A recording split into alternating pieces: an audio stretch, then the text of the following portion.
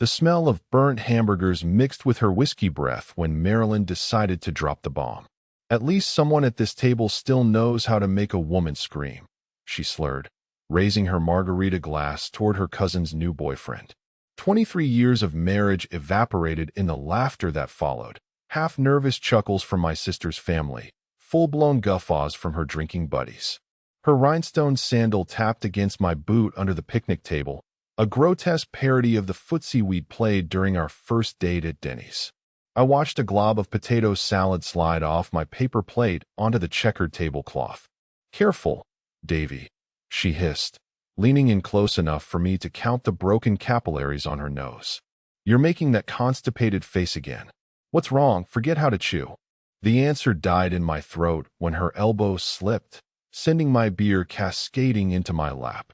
Ice-cold Bud Light hit denim like a truth serum. Her friends' phones were out before the first droplet hit the grass. Middle-aged vultures circling the carcass of my dignity. "Real smooth, cowboy." She winked, smearing lipstick across her teeth. "Guess that's the only thing you'll be soaking tonight." I stood slowly, the wet fabric clinging to my thighs like a shameful secret. Let them laugh. Let them post their shitty TikTok videos. I'd spent 3 decades rebuilding transmission systems. I knew how to take apart machinery piece by piece.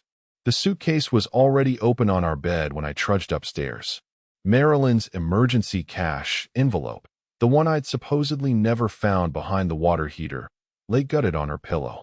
"You've been dead for years," she spat, flinging my grandmother's pearl necklace into the bag. "Just too damn lazy to fall over." I leaned against the doorframe, tracking her movements like a mechanic diagnosing a failing engine. The way her hands shook, not from guilt, but withdrawal. The too deliberate placement of her diabetes medication next to the Victoria's Secret lingerie she hadn't worn since the Clinton administration. That all? I nodded at the half-packed bag, my voice flat as a tire iron. Something clattered to the floor as she yanked the zipper closed, a torn Polaroid fluttering like a wounded bird. Marilyn lunged, but I got there first. 2 women smiled up at me from the jagged fragment. Younger Marilyn, hair feathered like a 90s Sears catalog model. And her mirror image, same crooked front tooth, same widow's peak, but with eyes cold enough to freeze diesel. "Who's the clone?" I held the photo between us like a divorce petition. She snatched it back, the paper slicing my thumb. "None of your fucking business." The screen door slammed hard enough to rattle my wrench collection. Through the bedroom window, I watched her throw the suitcase into her Camry's trunk. She missed the duffel bag full of my missing socket wrenches, the ones I'd been replacing every damn month. I waited until her brake lights vanished down the gravel road before picking up the photo fragment she'd left behind. The torn edge fit perfectly against the water stain on my nightstand, a puzzle piece soaked in Jim Beam and bad decisions. The woman in the picture stared back, her smile sharp enough to cut steel. "Hello, Rebecca," I whispered to the empty room, pressing the scrap into my shop manual's spine. Turns out Marilyn wasn't the only one who knew how to keep secrets. The checkbook felt heavier than an engine block when I finally cracked it open. 3 months of statements spilled across the kitchen table, not the usual parade of Walmart receipts and Tractor Supply charges, but crisp withdrawals bleeding $500 increments. Every Thursday. Like clockwork. Like communion. Charitable donations? I muttered, tracing the carbon copies. The First Methodist Church of Billings must have installed a gold-plated baptismal font. Marilyn hadn't set foot in a pew since our wedding day, when she'd snorted communion wine through her nose during the vows. Carl caught me hosing down the driveway the next morning, his cop eyes tracking the suds swirling toward his rose bushes. "Saw your missus at the Denny's off I-90 again," he said, casual as a rattlesnake in tall grass. "Same booth. Same power suit lady. 3rd Tuesday running." The spray nozzle creaked in my grip. Her book club's gotten fancy. Funny. He spat Copenhagen juice into my petunias. "That brunette drives a Lexus with California plates. You ever seen a book club where the president wears Rolexes?" The garage safe yielded more questions than answers. Our rainy day fund now resembled Death Valley, dusty and bone dry. But beneath the empty strongbox lay something slick and modern, a receipt for 200 thread count sheets from some boutique hotel chain. Dated 2 days after our anniversary. I nearly missed the humming. The jewelry box on Marilyn's dresser, a gaudy thing shaped like a treasure chest, bought during her QVC phase, usually sat silent. Now it vibrated with the ominous purr of a failing alternator. I pried it open with a flathead screwdriver, revealing the source, a faulty music mechanism chewing through fresh AAA batteries. Beneath the tangled costume necklaces glinted something colder. A brass key stamped Storage 214 lay nestled beside her mother's funeral bracelet. The metal bore fresh scratches, recent use. Planning a museum exhibit? I murmured, pocketing the key. The humidor where I kept my Cuban cigars, inherited, not purchased, felt lighter. Inside, only a single cohiba remained beside a note in Marilyn's loopy script. For emergencies, hugs and kisses. The math came together slower than a 78 Ford in January. Thursday withdrawals. Tuesday meetings. Hotel receipts. Storage fees. I spread the evidence across my workbench like engine parts, each component harmless alone, lethal when assembled. Carl appeared at my shop door as I was degreasing the key. You look like shit warmed over. Flu, I lied, scrubbing brass until my knuckles bled. Funny timing. He leaned against my Shelby Cobra's fender. Saw California played at the U-Haul on Main. Renting a dolly. The key bit into my palm. What did she move? Not what. His grin showed tobacco-stained teeth. Who? The revelation hit like a misfiring cylinder. All those Thursdays, Marilyn hadn't been withdrawing cash. She'd been laundering it. Converting marital assets into untraceable hundreds for whatever Rebecca was storing in Unit 214. I waited until midnight to check the freezer, her old hiding spot for vodka miniatures. The frost-encrusted envelope behind the frozen peas contained deeds, not booze. Our land records. The dates didn't match. Bingo, I whispered to the humming Frigidaire. The surveyor's seal on the newest document looked about as authentic as a $3 bill. Someone had been redrawing property lines. And not in my favor. The garage clock chimed 1 a.m. when Marilyn's headlights finally crawled up the driveway. I watched through the cracked bathroom window as she unloaded 3 Home Depot buckets from her trunk, the kind contractors use for asbestos removal. Her key turned in the lock. I closed my eyes, feigning sleep, as she tiptoed past.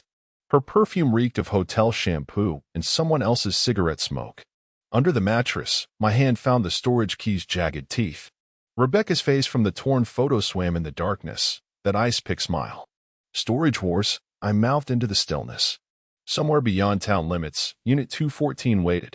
And with it, whatever rot my wife and her shadow sister had been cultivating in the dark.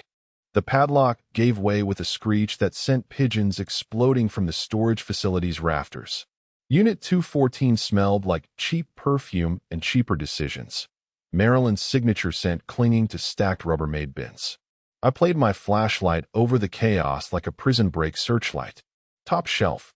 Divorce papers dated 6 months before the barbecue incident. Middle shelf. Love letters to R signed with lipstick smears. Bottom shelf. A locked fireproof box stamped with Rebecca's initials. Bingo, Carl muttered behind me, his police-issue bolt cutters still warm from snapping the unit's chain. The box coughed up its secrets in a cloud of silica gel. Land deeds. Tax stamps. A notarized surveyor's map showing my property lines redrawn to include Rebecca as co-owner. The paper still warm from whatever back-alley bureaucrat they'd paid to forge it. Son of a bitch. Carl whistled, holding a document to the flickering overhead bulb. They had you cross-hatched and quartered before you even knew there was a war. My thumb found the raised seal on the deed, a crude imitation of the county clerk's embosser. Rebecca's loopy signature floated beneath Marilyn's like a barbed wire noose. The dates told the real story, filed 3 days after my 50th birthday dinner, when Marilyn had gotten food poisoning and spent the night retching in our soot. The letters were worse. Stop being sentimental. The mineral rights alone are worth 7 figures now that fracking's moving north. Play the neglect card harder. Make him angry in public. We need documented emotional abuse for the judge. I traced the coffee ring on the July 12th postmark, the morning after our anniversary trip to Glacier Park.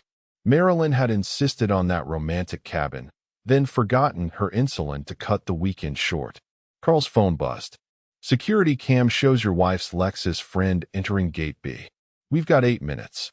The real treasure hid taped under a box of Marilyn's old maternity clothes, clips from our local paper about shale deposits, circled in red Sharpie.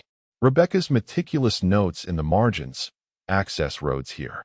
Easement via David's northwest pasture. Eliminate emotional attachment through staged incidents.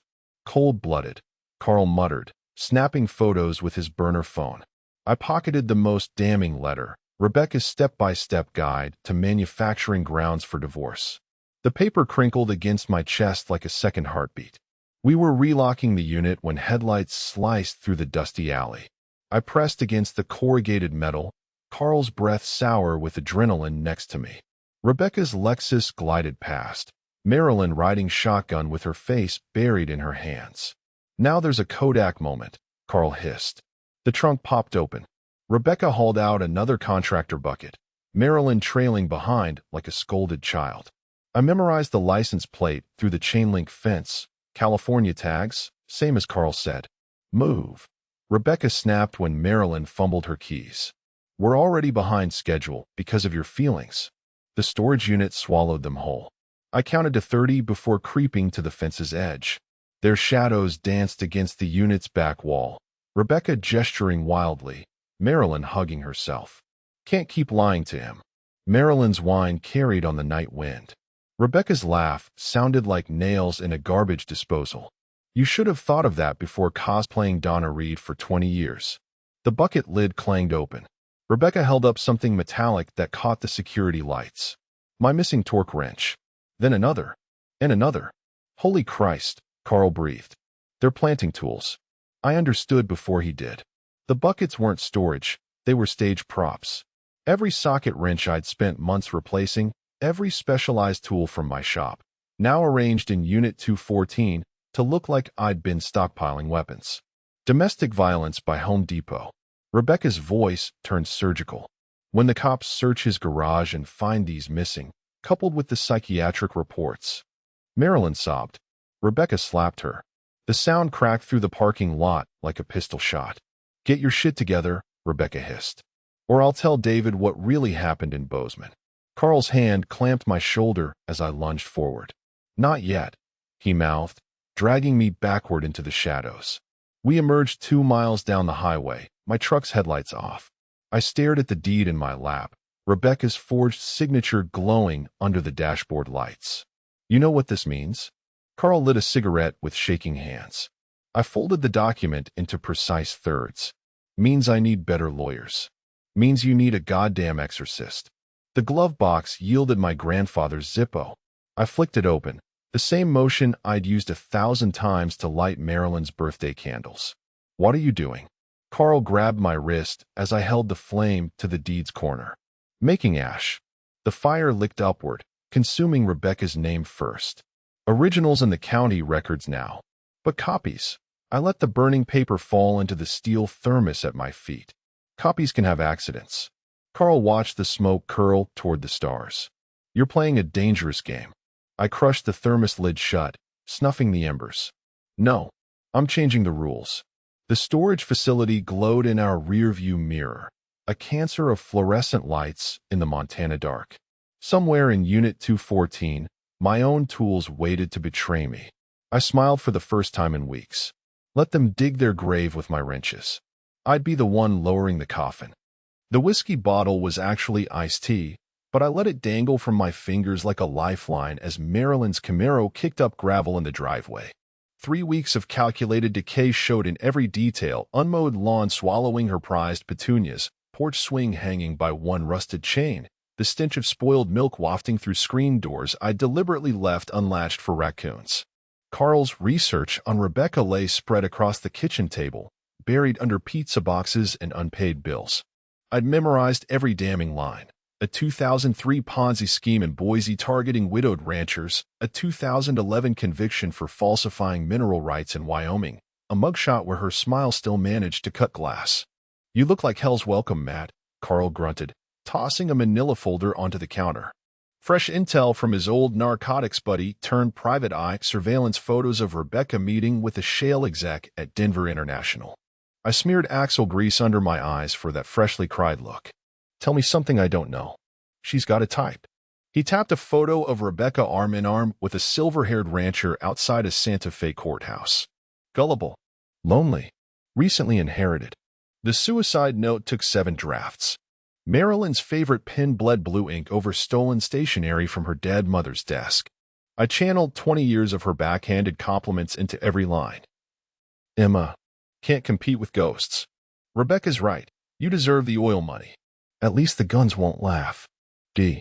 I left it protruding from the pages of our wedding album, open to the photo where she'd accidentally spilled Merlot on my mother's dress.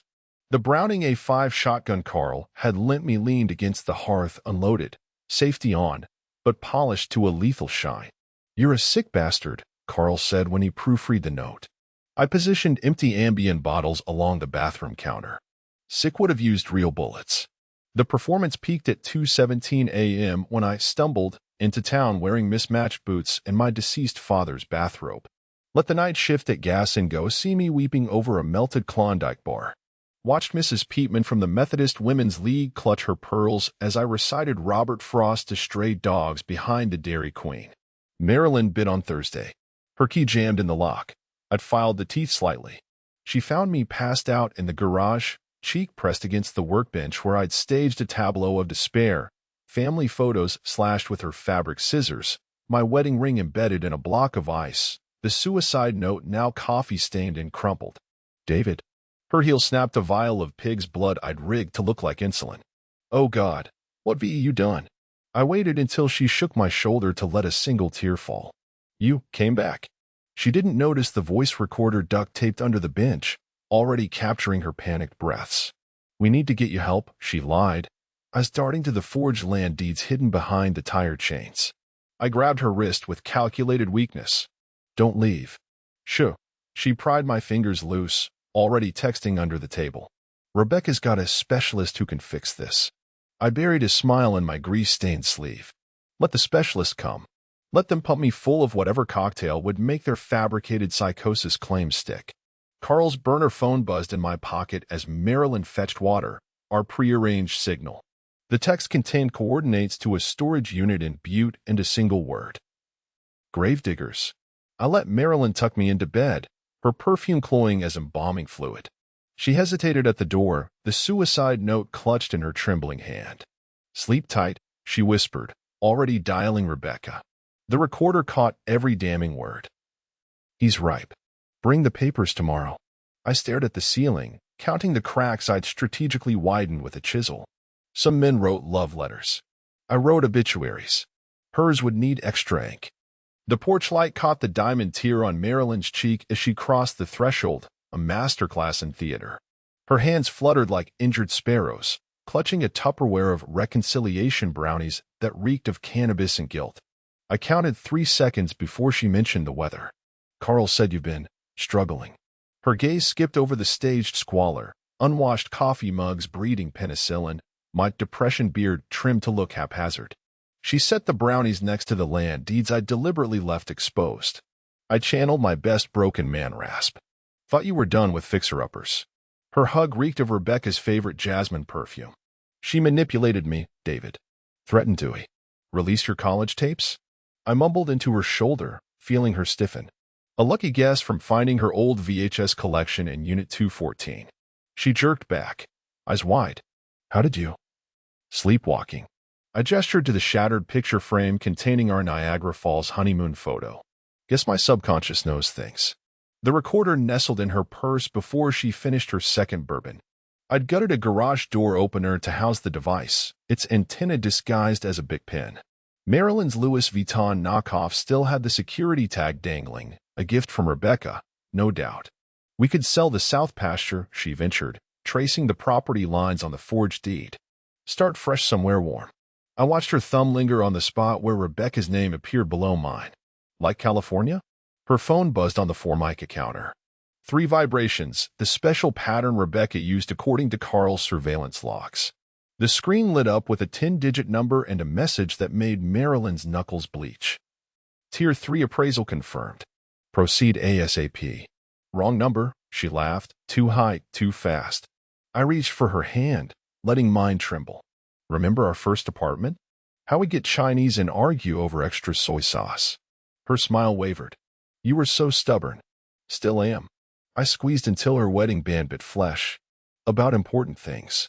She extracted herself to use the bathroom, but I'd replaced the hallway bulb with a dead one. Listen to her curse as she fumbled past the thermostat I'd rigged to blast Arctic air. The recorder captured every whisper. He's buying it. No, I checked, the gun's still there. Tuesday, before the notary. I stared at the brownies, imagining Rebecca's recipe. A dash of sedative? Pinch of arsenic? I fed a corner to the raccoon who'd been raiding our trash. Watched him wobble into the woods like a bar patron at last call. When Marilyn returned, I'd positioned myself to catch her reflection in the microwave door. Watch her nudge the deeds closer to her purse. You should stay, I slurred, pouring 2 fingers of antifreeze green mouthwash into a tumbler. Keep me from, you know. She kissed my forehead, lips colder than the grave. Soon, baby. Let me tie up loose ends first. Her tires hadn't cleared the driveway before I retrieved the recorder. Carl arrived as I was decoding the audio, his face grim under the shop's fluorescent lights. Appraisal's code for imminent sale, he said, playing the tape again. Tier 3 means they found oil. I spread Rebecca's seismic maps from Unit 214 across the workbench. Enough to turn my pasture into a Saudi vacation home. The garage clock ticked toward midnight. Somewhere in Butte, Rebecca was prepping her final move. Marilyn's Camaro would be parked at the Motel 6, trunk loaded with notarized documents. I lit a cigar with the fake suicide note, watching Marilyn's lies turn to ash. They want drama? Carl handed me the GPS tracker we'd palmed from her purse. Give him an Oscar-worthy performance. The device blinked lazily, charting Marilyn's path east toward the shale fields. I wondered if she'd recognize the sound when my revenge shifted gears, the sweet purr of a vengeance engine hitting redline. The recording hissed like a live wire when I pressed play. Marilyn's voice emerged first, tinny through the garage speakers I'd rewired to Carl's spyware laptop. Needs to happen before the shale report goes public. Rebecca's sigh crackled through the subwoofer. You're stalling. Again. Carl froze mid-sip, his coffee mug hovering as the audio revealed their buyer's name, Lancaster Energy Partners. My research that morning had turned up their CEO's face on Forbes. A baby-faced shark named Everett Cole, who'd made billions fracking indigenous land. He's unstable, Marilyn insisted. Static swallowed her next words. Found the shotgun. Rebecca's laugh distorted into something mechanical. Perfect. Staged the scene clean, and the mineral rights revert to me as co-owner. Cole gets his drilling rigs. You get a cut of the tragic widow settlement. The bourbon in my gut turned to napalm. Carl's fist dented the workbench when Marilyn whispered, What if he fights? Then the coroner, Rebecca purred, will note the Ambien in his system and the creative placement of your bruises. The recording ended with the clink of ice cubes, Marilyn ordering another round of lies. Carl ejected the SD card like it was radioactive. We're burning this whole operation down, right? I unrolled the seismic maps from Unit 214, overlaying them with Rebecca's forged deeds. Better. We're redirecting the explosion. The tip to Cole came via a disposable number routed through a Calgary server. Carl's DEA buddy drafted the message to sound like a disgruntled employee. Lancaster Energy Advisory. Title defects found on parcel HH 214. Suspected air liens. Recommend due diligence Rebecca Voss. We watched Cole's private jet change course on Flight Aware, diverting from Billings to Houston. His lawyers would find the heirs I'd planted. 3 Lakota Sioux elders Carl knew from pipeline protests, now fictitiously tied to my land via doctored tribal records. Rebecca materialized 2 days later, her Lexus kicking up dust on Main Street. I watched from the hardware store as she marched into Marilyn's hair salon, Prada heels clicking out a war drum rhythm. You look like hell, she announced loud enough for the perm customers to hear. Cole spooked. We close tomorrow or never. Marilyn's mascara ran as Rebecca dragged her outside. I pretended to examine Weed Killer while their hissed argument floated over the geraniums. Crazy old man. You had one job. Seduce. Sign. Smother. My phone buzzed. A text from Carl. Cole's team running full audit. They found Rebecca's 2013 land scam in Oklahoma. I coughed to mask my grin. The airlines were smoke. The real poison was Rebecca's paper trail. By the time Cole's lawyers connected her to the failed Ponzi scheme that left 3 ranchers bankrupt, my land would be radioactive. Rebecca's scream shattered the afternoon calm. She backhanded Marilyn across the hood of a parked Prius. "Fix this, or I'll bury you in that storage unit." That night, I left the porch light on and my Browning A5 conspicuously absent from its rack. Marilyn arrived at midnight, her cheek still blooming with Rebecca's rage. "I can't do this anymore," she sobbed, clutching a sheaf of unsigned contracts. I cupped her face, thumb pressing the bruise. "Do what, sweetheart?" She flinched. The sale. Rebecca's gone too far." The contracts trembled in her hands. I recognized Cole's logo embossed on every page, and the sticky note Rebecca had added. "Sign, or I release the tapes." "Let me help." I led her to the kitchen, my boots crunching over the listening devices I'd embedded in the floorboards. The pitcher of sweet tea I poured her smelled faintly of lorazepam. She drank greedily. "You don't understand what she's capable of." I refilled her glass. "Oh, I'm learning." By the time her head hit the table, I'd swapped her contracts with near-identical forgeries. Carl's cousin in graphic design had altered the terms, shifting ownership from Rebecca to a shell company I'd named D&M Forever LLC. The real poetry was in the notary stamp. Rebecca's favorite mobile notary, the one who'd validated her forged deeds, was actually Carl's ex-sister-in-law. Her stamp would seal their fate. At dawn, I left Marilyn snoring over the fakes, her lipstick smearing a crimson confession across page 7. Rebecca's Lexus peeled into the driveway as I exited through the back fence. Carl waited at the quarry overlook, binoculars trained on my house. Showtime. We watched Rebecca shake Marilyn awake, stabbing at the forged signature lines. Marilyn's drowsy scrawl looked even more legit under Rebecca's UV pen light. "Beautiful," I whispered as Rebecca sped off with the documents. Carl handed me a burner phone. Cole's team just subpoenaed Rebecca's Oklahoma records. I texted the shell company's offshore account number to Cole's anonymous tip line. Lancaster Energy would trace it to Rebecca. Think she's double-crossing them. The first lawsuit hit Rebecca's inbox at noon. By sundown, she'd be too busy fighting Cole's attorneys to notice the real trap. The land she'd stolen, now legally obligated to fund the Lakota's fictitious lawsuit. "Round 1 to the home team," Carl said as emergency lights strobed in town. Rebecca's Lexus getting pulled over for expired California tags. I saved the dashcam footage of her screaming at the state trooper. Revenge, I decided, looked best in 4K. The steak knives needed sharpening, but the filet mignon looked convincing enough under the Kroger brand gravy. I arranged Rebecca's place, setting with Marilyn's wedding china, the same pattern she'd accidentally shattered during our 5th anniversary. "Charming," Rebecca drawled, eyeing the candlelit barnwood table I'd built from salvaged fence posts. Her briefcase clicked open on the counter, revealing a manila folder I pretended not to recognize. I poured Merlot into jelly jars. "Heard you're in town helping Marilyn redecorate." Her stiletto tapped the seismic maps, poking from her bag. "Some of us believe in modernizing outdated assets." The conversation flowed like poisoned honey. She complimented my mashed potatoes while probing for signs of instability. I played the contrite fool, blaming stress and loneliness for my breakdown. Watched her pupils dilate when I mentioned selling the South pasture. Such a wise move. Her fork tines scraped the plate like bone saws. Though with proper management, certain undeveloped resources could yield far more. I froze mid-bite. "Like alfalfa?" Her laugh tasted like arsenic. "Let's call it black gold." The admission hung between us, an unlicensed oil rig waiting to blow. I coughed into my napkin, buying time to process. The shale rumors had been speculative.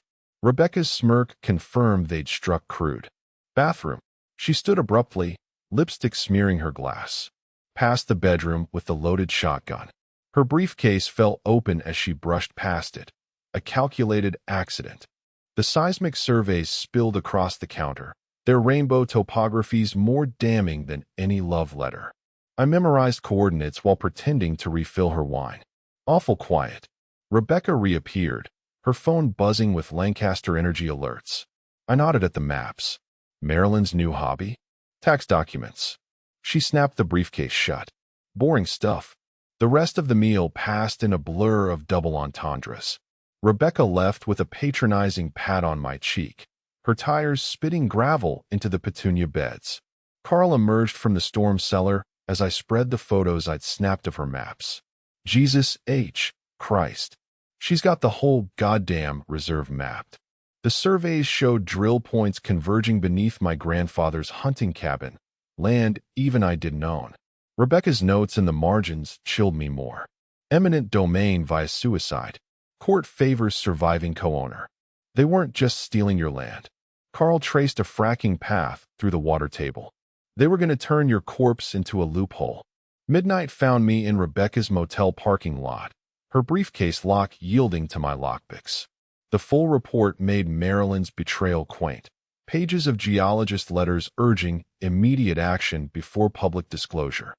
I left everything as found, except for 3 additions. 1. A vial of my shop's metal shavings in her toner cartridge. 2. A GPS tracker nestled in her tampon case. 3. A sticky note on page 17, due diligence incomplete. Verify inheritance, clause 12b. Let Rebecca waste days searching for a non-existent clause. Let her paranoid calls to Marilyn reveal more than any wiretap. As her Lexus tore toward Billings at dawn, I texted Carl a single word. Frackback. The war had left the boardroom. Now it lived in the dirt. The Billings Gazette headline hit doorsteps at dawn. Sleeping giant beneath Granite County? Insider tips suggest major oil reserve. By noon, my pasture's value had multiplied like bacteria in a gas tank. I watched the circus unfold from Carl's police scanner, realtors fistfighting over mineral rights in the Dairy Queen parking lot, Shell speculators offering cash for water testing permissions. Rebecca's Lexus did laps around town, her Bluetooth screams audible through Marilyn's bugged handbag. Fucking anonymous tip. Cancel Cole's buyout before this goes nuclear. Marilyn arrived home smelling of panic and Chanel No. 5. We should update our insurance, she stammered, producing documents thicker than a Chevy manual. In case squatters. I let the papers spill across the table, feigning disinterest. The cover page screamed life insurance in Comic Sans, Rebecca's idea of subtlety. Clause 17.b practically glowed. Payout triples if death occurs during active divorce proceedings. Thought we were reconciling. I doodled a Derek on the signature line. Her laugh cracked like over-torqued lug nuts. Just bureaucracy, baby. The notary arrived at dusk, same slick-back weasel who'd notarized Rebecca's forged deeds. I noted the trimmer in his hands as I signed David T. McAllister with my left hand, the letters childishly crooked. Witness here. Please. He pointed to Marilyn's line, sweat blooming through his rayon shirt. I palmed his car keys during the handshake. The GPS tracker I'd zip-tied beneath his Civic would lead straight to Rebecca's pressure points. Carl intercepted the documents en route to Rebecca's motel. Our midnight editing session transformed suicide exclusion clauses into confessions. Page 42 now required Marilyn to affirm I, Rebecca Voss, conspired to fraudulently obtain mineral rights.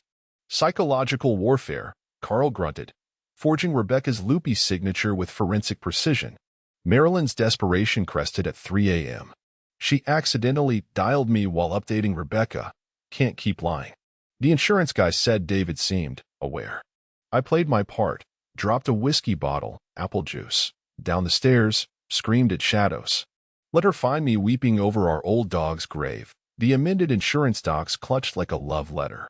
Make it stop, I slurred, thrusting the papers at her. Her hungry fingers barely brushed the pages before Carl's fake cop light strobed through the trees. Rebecca's Lexus fishtailed into the ditch as Marilyn fled into the woods, heels sinking in mud. The abandoned documents told the real story, Rebecca's confession buried under legalese, Marilyn's fingerprints on every damning page. At sunrise, I burned the originals in Rebecca's motel dumpster. Let her think she'd won. The ashes spelled out my next move in smoke. Checkmate.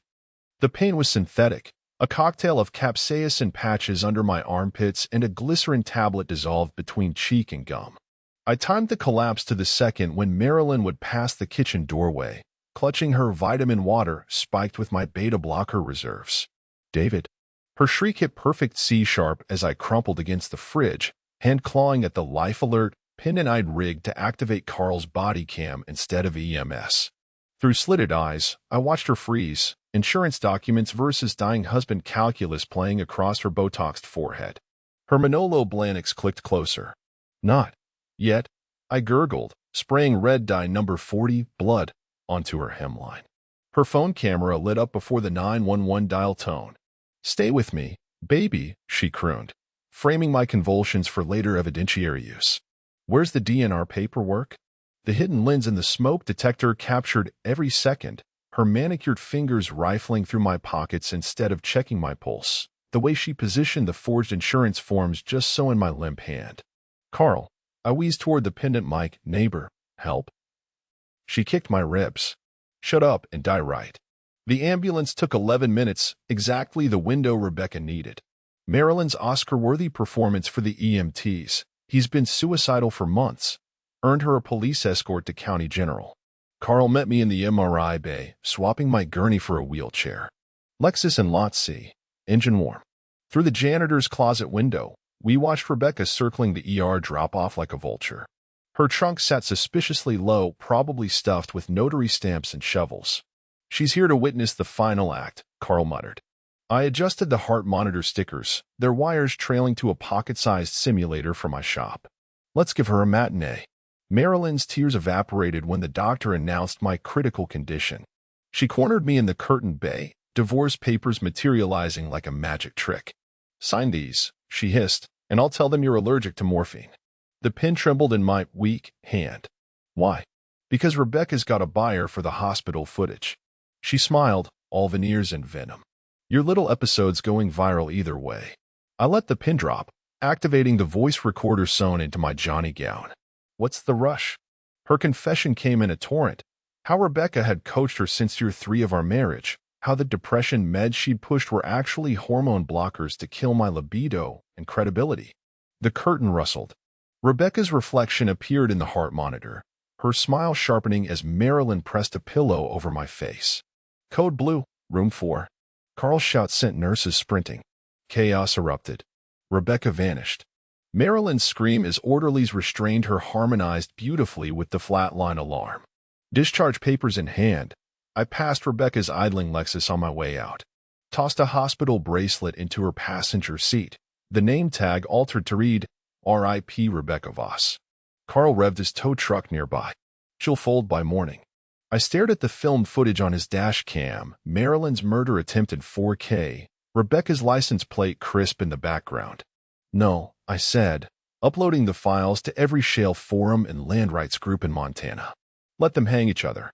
The heart monitor simulator beeped in my pocket, a metronome for their downfall. Some men recovered from heart attacks. I was having a revelation. Part 10. The hospital footage played like a snuff film on Carl's ancient CRT TV. Marilyn's manicured hands hovering over the pillow, my seizures, artfully blurred by the Johnny gown's cheap fabric. Carl froze the frame where Rebecca's reflection smirked in the heart monitor. That face, he stabbed a nicotine-stained finger at the screen. Phoenix, 2009. 3 retirees swallowed buckshot over copper mine deeds. Same Ice Queen grin. We dug through his garage files, boxes labeled cold cases, reeking of mothballs and regret. The article surfaced beneath a 2012 Field and Stream. Widow arrested in land scheme double homicide. The black and white perp walk photo stopped my breath. Younger Rebecca stared into the flash, hair dyed coal black, name listed as Gloria Whitcomb. Same crooked incisor. Same predator's gaze. Charges dropped, Carl read. Witnesses recanted. Both died in a house fire 6 months later. The rental house stank of bleach and paranoia. Rebecca's Lexus sat 2 blocks over, tailpipes still warm from her midnight dash to Marilyn's motel. Carl's lockpick found the master bedroom's floorboard safe in 11 seconds flat. Bingo, he whispered, hefting a stack of passports thicker than a Haynes manual. Gloria Whitcomb, Claire Delaney, Rachel Voss, each alias with matching credit cards, voter registrations, even a Texas cosmetology license. I pocketed a 2018 parking ticket issued to Claire Delaney. Same date Marilyn visited her aunt in Dallas. The ticket's location? A Lancaster Energy subsidiary's headquarters. Carl whistled. Ladies got more identities than a chop shop Camry. The real gold was buried under the fake IDs. A burner phone taped to the safe's roof. Its recent calls list read like a Shakespearean tragedy. Marilyn, burner, 22 missed calls. Everett Cole, legal, 3 calls. Mom, blocked, 1 voicemail. I hit play. A woman's voice, aged whiskey and razor blades. Clean up your mess, Rebecca, or I'll send the boys like last time. Carl's coffee cup hit the floor. That's Margot Voss. Ran the biggest racketeering ring in the Dakotas till '98. The pieces snapped together. Rebecca's con artistry wasn't a habit. It was a family trait. We ghosted before sunrise, leaving everything except the parking ticket. Let Rebecca wonder which ghost she'd pissed off. Back at the shop, I cross-referenced her aliases with Marilyn's girls' trips. Bingo. Claire Delaney had reserved adjoining rooms with Marilyn at the same Vegas hotel where she'd lost $10,000 at craps. The paper trail metastasized, forged power of attorney forms, shell companies. Even a $500,000 life insurance policy on me under Rachel Voss. Carl mapped the timeline on my grease board. She's been grooming Marilyn since your 3rd anniversary. I stared at the web of lies, my reflection fractured across a dozen fake IDs. Grooming implies subtlety. The shop clock ticked toward dawn. Somewhere, Rebecca was scrambling to erase her tracks. Margot's boys were likely already en route. I fed Claire Delaney's cosmetology license into the shredder. Let's give Mom something to be proud of. Carl grinned, dialing his DEA contact. Time to crash the family reunion. The safe's contents now lived in 3 safety deposit boxes, a sheriff's evidence locker, and an encrypted cloud drive. Rebecca's life's work reduced to bargaining chips. As the sun rose, I texted Marilyn's burner number from Claire Delaney's phone. New directive. Liquidate all assets. Her panic call went to voicemail. I pictured Rebecca's Lexus fishtailing toward oblivion, Margot's enforcers in her rearview. Revenge, I realized, wasn't a dish best served cold. It was a buffet.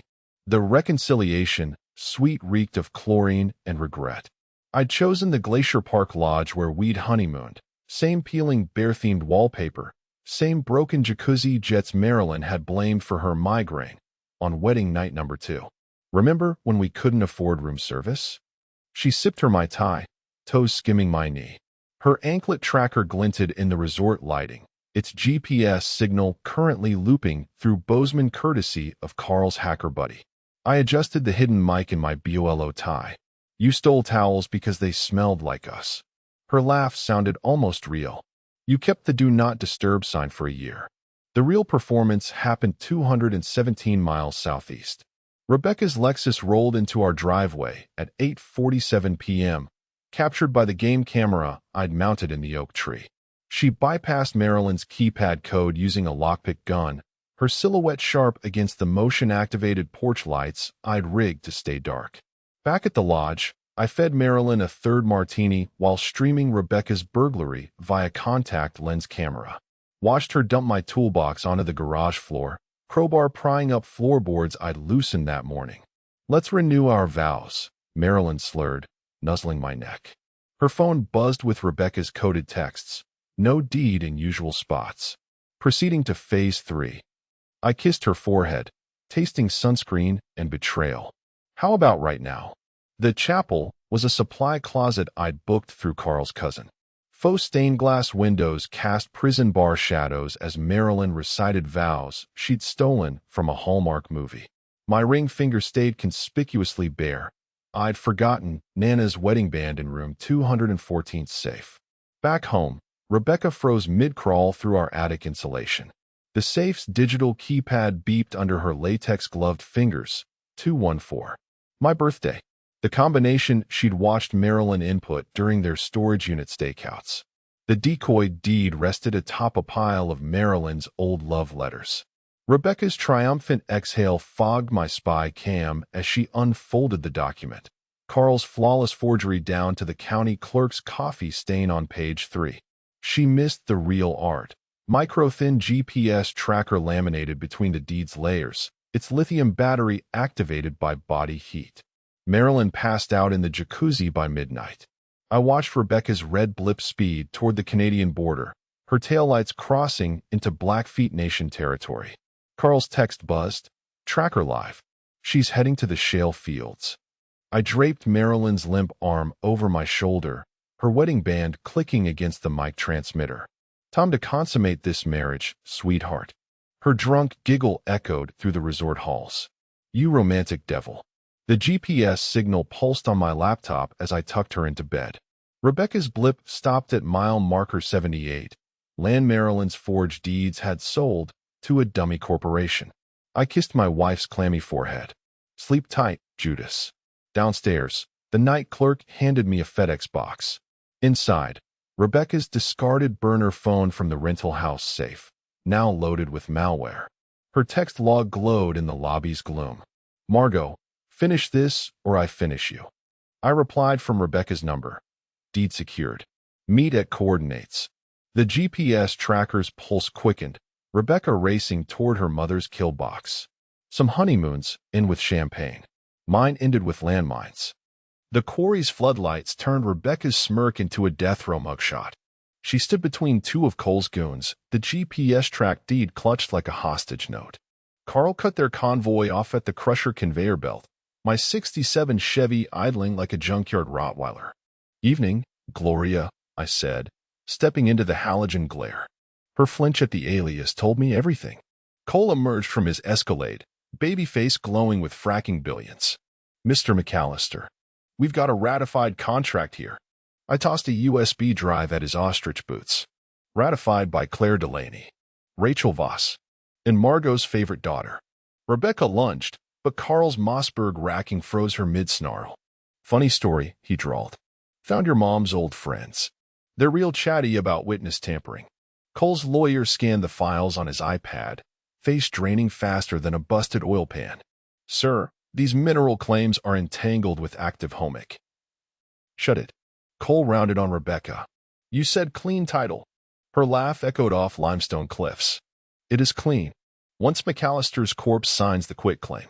Carl cocked the shotgun. About that corpse. The game camera footage played on the crusher's control panel, Rebecca planning my tools at Unit 214, Marilyn's pillow-assisted murder attempt. Cole's goons edged toward their SUVs. Wait. Rebecca yanked a burner phone from her bra. I've got leverage. Marilyn's ready to testify David abused her for. I pressed play on the quarry's PA system. Margot Voss's graveled threat from Part 10 boomed across the pit. Clean up your mess, Rebecca, or I'll send the boys like last time. Her porcelain composure cracked. Where did you? Mommy's coming. I smiled. And she's bringing the Phoenix DA. Cole snapped his fingers.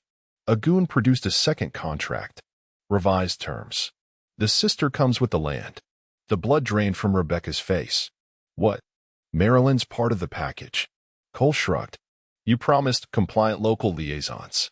The quarry's night chill turned Arctic. Carl's flashlight beam caught the bullet hole in Rebecca's Lexus door, a vintage .30-06 souvenir from Margot's glory days. You pimped your own sister? I circled them like a mechanic assessing a lemon. Rebecca's stiletto snapped in shale. She's not my half-sister. I threw her Montana birth certificate at Cole's feet. Margot gave you up in '77. Marilyn's mom took you in.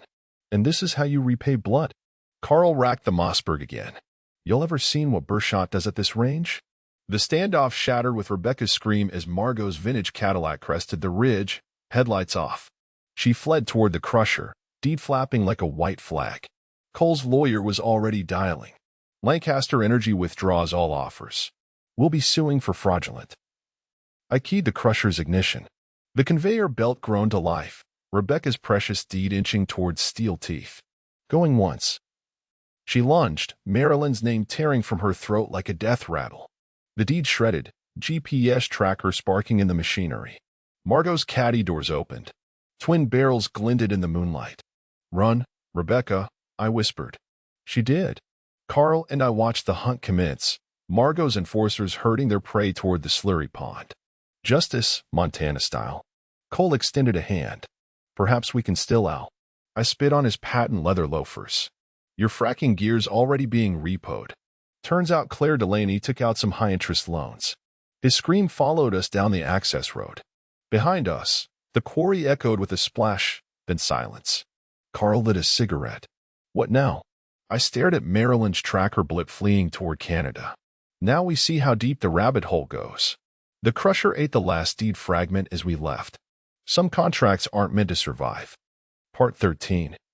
Marilyn's Camaro skidded into the driveway at 3 a.m., headlights carving jagged wounds in the darkness. She found me at the workbench, polishing the Browning A5 she'd once tried to frame me with. Her reflection in the gun barrel trembled like a mirage. She made me do it, she blurted, mascara streaking her face into a warped oil painting. The affair, it was once, David. Years ago. Rebecca threatened to send you the hotel receipts? I interrupted, sliding a manila envelope across the bench. Inside, surveillance photos of her and a balding accountant at the Marriott, dated 6 months after our 10th anniversary. Room 214. Cute. Her knees buckled. You knew. I reassembled the shotgun with methodical clicks. Knew you'd pick the cheapest champagne. Knew you'd cry afterward. Knew Rebecca filmed it. Her gasp echoed off the garage walls. I tossed Rebecca's burner phone at her feet, its screen frozen on a video thumbnail of Marilyn sobbing in a hotel robe. You're sick, she whispered. Sick.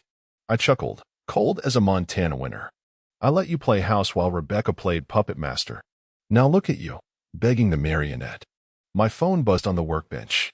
The sheriff's department alert glowed between us. Arrest warrant issued. Rebecca Voss. Marilyn clawed at my boots. Please, I'll do anything. I crouched, tilting her chin up with the shotgun barrel. Should have read the fine print, sweetheart. Clause 17.b. Her eyes widened, the life insurance clause she'd forged, now implicating her as co-conspirator. Outside, distant sirens wailed. Rebecca's cell awaits, I said, tossing her the car keys. Yours is the one with the child locks. She lunged, but the tracker anklet I'd let her steal chimed. Red and blue lights flooded the driveway. Deputy Walsh read her rights as she screamed about coercion. I stood silhouetted in the garage door, Rebecca's arrest warrant reflected in the Browning's blued steel. You planned this, she shrieked, cuffed hands clawing air. All of it. I lit a cigar with the hotel receipt, its flames licking close to Rebecca's incriminating video files.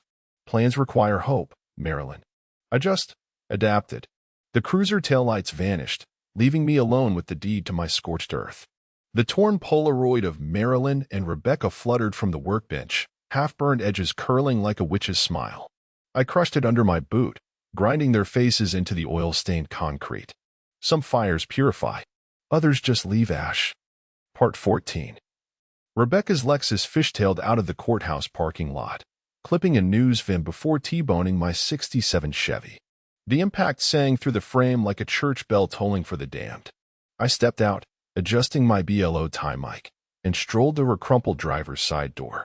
Still driving like you fuck, I said, tossing the arrest warrant through her shattered window. Gloria. Her forehead bloomed crimson against the airbag. You ruined everything. Correction. I pressed play on my phone. Marilyn's voice crackled from the Chevy's restored AM radio. Just make him sign the insurance papers, Beck. Who cares if he croaks? Marilyn emerged from a deputy's cruiser, ankles shackled, face collapsing as her own words echoed off the courthouse columns. You recorded all of it? I patted the Chevy's mangled fender. Even installed mics in the tailpipes. You two yapped more than a Cummins diesel. Rebecca lunged across the glass-strewn seat, manicured claws raking air. I'll kill you. Deputies dragged her out mid-screen. The warrant fluttered to the asphalt, landing atop the Chevy's spilled coolant, a perfect Rorschach blot of our wreckage. Marilyn's shackles clinked as she staggered toward me. How long?